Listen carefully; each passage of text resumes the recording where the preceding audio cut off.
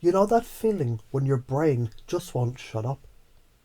When it's clawing for something, anything to chew on, like it's starving for stimulation. That's not a moral failure. That's chemistry. That's a hungry brain trying to feed itself.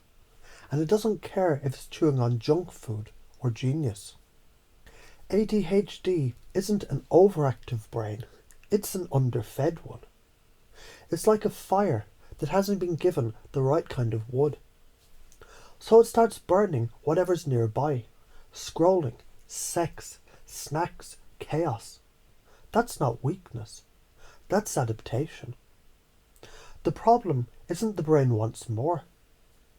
It's that it's been taught to look in the wrong pantry. So let's use a metaphor here.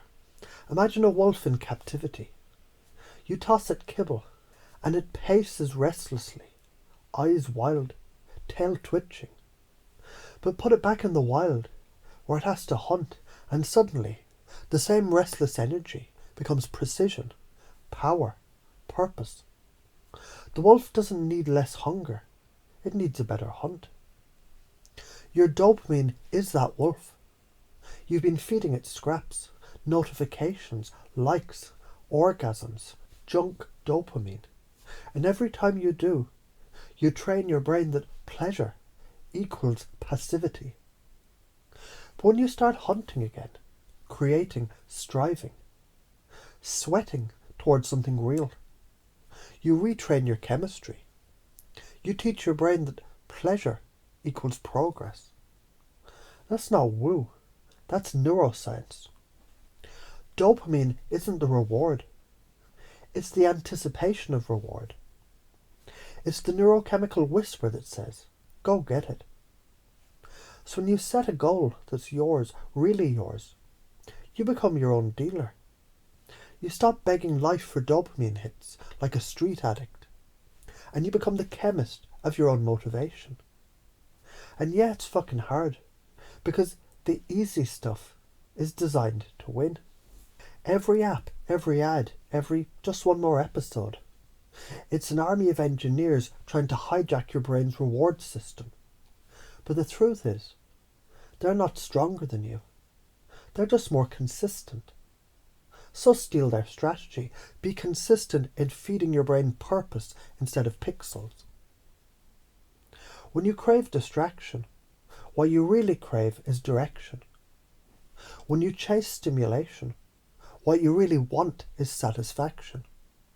When you scroll endlessly, what you're really looking for is significance. So when you feel that itch, the brain hunger, don't fight it. Feed it better fuel. Write, build, move, learn. Chase a real dream, something ecological, something that doesn't just serve you, but fits with your world.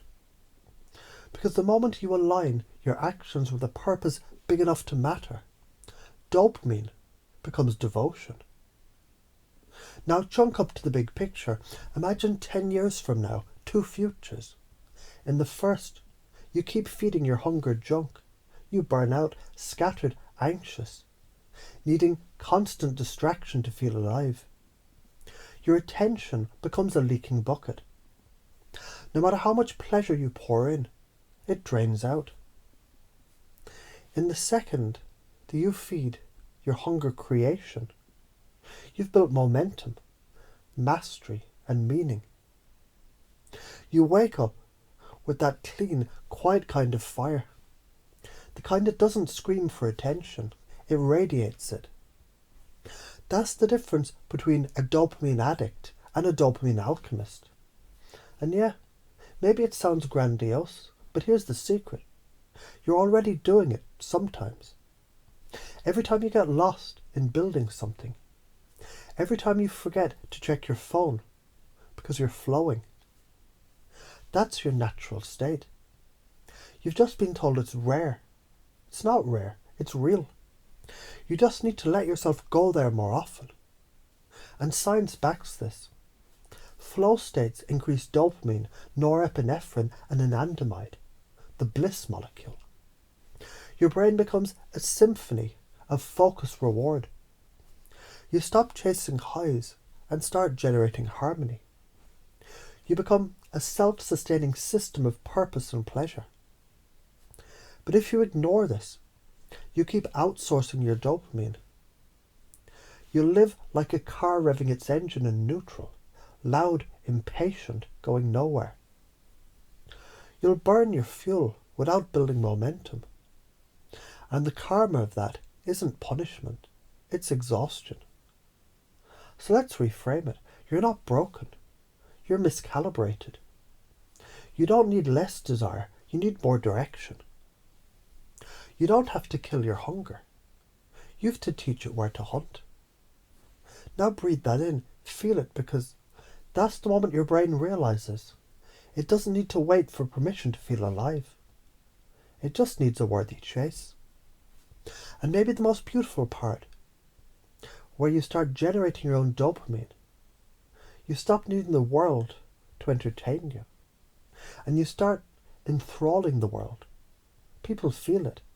They see the difference between someone who's chasing approval and someone who's creating joy. That's what evolution looks like on a psychological level. From consumer to creator. From hungry to whole. From restless to radiant. So yeah, feed your brain. Make sure it's eating meaning, not mediocrity. Because the fire's not the problem. It never was. You just needed to remember, you're the one who chooses what burns.